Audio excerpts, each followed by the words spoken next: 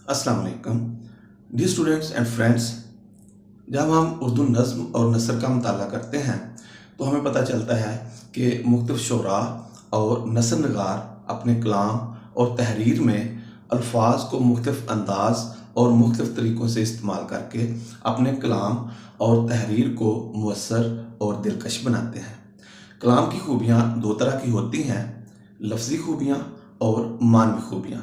यानी मुख्तलिफ़ शुरा अपने कलाम में और नसर नगार अपनी तहरीर में एक ही लफ्ज़ को मुख्तलिफ़ मानों में इस्तेमाल करके या मुख्तलिफ़ तरीक़ों से इस्तेमाल करके अपने कलाम और नसर में दिलकशी, खूबसूरती और रंगीनी पैदा करते हैं। कलाम की ऐसी ही एक खूबी का नाम तजनीस है।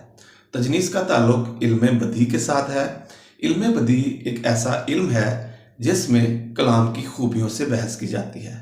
आज के लेक्चर में हम सनत तजनीस और उसकी दो अक़साम यानी तजनीस से नाकिस और तजनीस से ताम के बारे में पढ़ेंगे। तो आइए बढ़ते हैं आज के लेक्चर की तरफ और जानते हैं कि तजनीस किसे कहते हैं, तजनीस से नाकिस क्या है और तजनीस से ताम से क्या मुराद है। तो सबसे पहले जानते हैं कि तजनीस से क्या मुराद है। तजनीस अरबी ज़बान का लफ्ज़ है जिसके माना है हम जिन्स होना, एक तरह का होना, एक जैसा होना। अगर हम इल्म बदी की बात करें तो इल्म बदी की इस्तिलाह में कलाम या इबारत में दो ऐसे अल्फाज लाना जो शक्ल सूरत यानी इमला या तलफ़ुज़ या दोनों में, यानी शक्ल सूरत इमला या तलफ़ुज़। इमला का मतलब होता है कि किसी लफ्ज़ में हरूफ की तादाद और तरतीब किस तरह से है, उसको कहते हैं इमला। और तलफ़ुज़ यानी जो दो अल्फाज किसी कलाम में लाए जाएं वो इमला के लिहाज से एक जैसे हों या तलफ़ुज़ के लिहाज से एक जैसे हों या इमला और तलफ़ुज़ दोनों में मुशाबहत रखते हों लेकिन उनको मुख्तलिफ मानों में इस्तेमाल किया गया हो। शक्ल सूरत इमला या तलफ़ुज़ के लिहाज से मुशाबहत रखते हों, मिलते जुलते हों, एक जैसे हों, लेकिन उनको मुख्तलिफ मानों में इस्तेमाल किया गया हो तो कलाम की इस खूबी को तजनीस कहा जाता है। मसलन जरा सी देर हो जाएगी तो क्या हो जाएगा, घड़ी घड़ी ना उठाओ नजर घड़ी की तरफ। ये एक ऐसा शेर है जिसके दूसरे मिसरे में लफ्ज़ घड़ी को दो जगह पर इस्तेमाल किया गया है और दोनों जगह पर इस लफ्ज़ घड़ी का इमला और तलफ़ुज़ बिल्कुल एक जैसा है। शक्ल सूरत के लिहाज से, इमला के लिहाज से और तलफ़ुज़ के लिहाज से दोनों जगह पर इनमें मुशाबहत है, लेकिन दोनों जगह पर इस लफ्ज़ घड़ी को दो अलग अलग मानों में इस्तेमाल किया गया है। पहला जो लफ्ज़ है घड़ी, घड़ी घड़ी, इसका मतलब है वक्त का लम्हा। वक्त के लम्हे को घड़ी घड़ी कहा गया है। और दूसरी जगह पर यहां पर जो लफ्ज़ घड़ी इस्तेमाल हुआ है इसका मतलब है वक्त देखने वाला आला यानी कलाई वाली घड़ी या वाच। जरा सी देर हो जाएगी तो क्या हो जाएगा, घड़ी घड़ी ना उठाओ नजर घड़ी की तरफ। तो इस तरह इस लफ्ज़ घड़ी को दो जगह पर मुख्तलिफ मानों में इस्तेमाल किया गया है जिसकी वजह से इस शेर की खूबसूरती और जाज़बियत में इजाफा हो गया है। एक और मिसाल देखें, जान दी हुई उसी की थी, हक तो यह है कि हक अदा ना हुआ। उसके बाद है तजनीस की दो अक़साम, तजनीस से नाकिस और तजनीस से ताम। तजनीस से नाकिस क्या है? ऐसी तजनीस जिसमें दो ऐसे अल्फाज इस्तेमाल किए जाएं जो हरूफ की तादाद, तरतीब और शक्ल के लिहाज से बिल्कुल एक जैसे हों लेकिन इराब के लिहाज से मुख्तलिफ हों। यानी ऐसे दो अल्फाज इस्तेमाल करना जो इमला के लिहाज से यानी हरूफ की तरतीब, तादाद और शक्ल के लिहाज से तो एक जैसे हों लेकिन इराब के लिहाज से मुख्तलिफ हों। मतलब यह कि उनका तलफ़ुज़ मुख्तलिफ हो, तो ऐसी तजनीस को तजनीस से नाकिस कहा जाता है। मसलन गले से लगते ही जितने गिले थे भूल गए, वगरना याद थी मुझको शिकायतें क्या क्या। इस शेर के पहले मिसरे में लफ्ज गले और गिले में तजनीस है।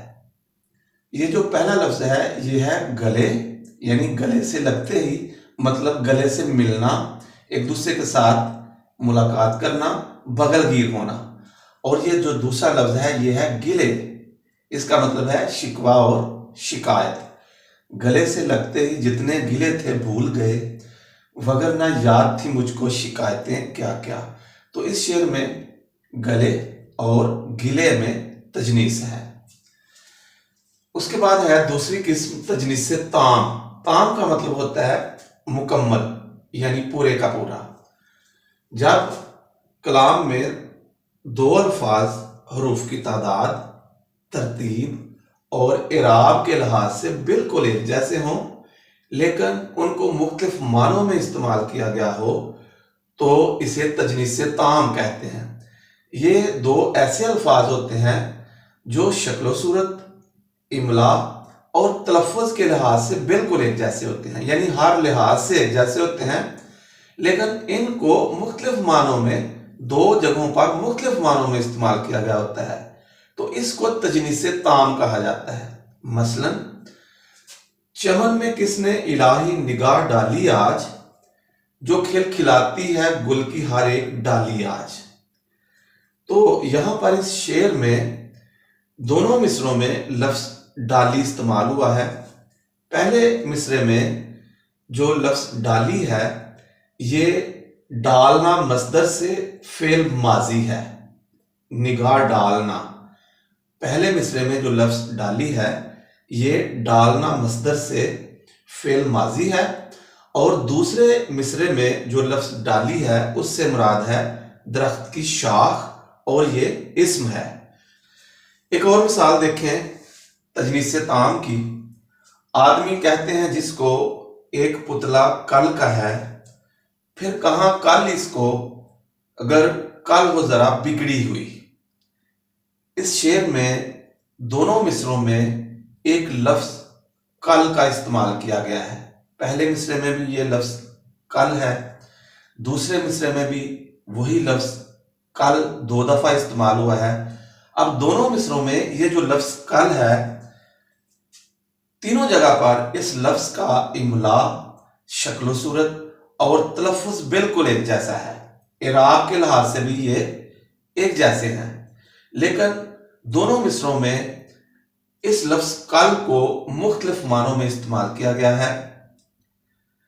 ये जो पहला मिसरा है इसमें लफ्ज कल को पुर्जों के एक मजमूए के तौर पर इस्तेमाल किया गया है, यानी एक मशीन के मानों में।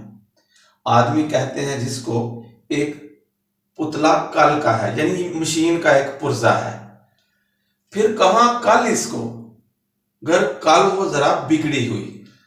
अब इस दूसरे मिसरे में कल का लफ्ज दो दफा इस्तेमाल हुआ है। यहां पर पहले कल का मतलब है आराम या सुकून, कल, और इस दूसरे कल का मतलब वही मशीन या पुर्जा है। फिर कहां कल इसको, यानी उसको कहां सुकून और आराम मुयस्सर आए, अगर कल वो जरा बिगड़ी हुई। अगर मशीन ही खराब हो, पुर्जा ही खराब हो, तो फिर उसको सुकून मुयस्सर कहां आता है।